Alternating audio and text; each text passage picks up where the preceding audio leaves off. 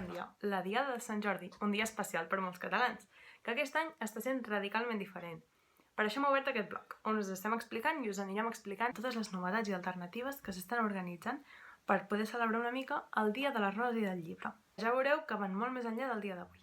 Ens ho explica la Gemma. Doncs la veritat és que fa pocs dies el Gremi del Llibre i de les Floristeries van anunciar que es celebrarà una festa del llibre i la rosa, concretament el 23 de juliol. Per tant, haurem d'esperar a celebrar aquest Sant Jordi quan tot això del confinament acabi. Però no ens quedem sense roses, oi, Núria? Efectivament, no ens quedem sense roses i és gràcies a una iniciativa del Gremi de Floristes de Catalunya. Es tracta d'una campanya amb el hashtag Rosa de Sant Jordi a casa que ofereix la venda online de roses per ser repartides durant aquests dies. Us ho expliquem en aquesta entrada. Tampoc ens quedem sense llibres, oi que no, Laia? Doncs no.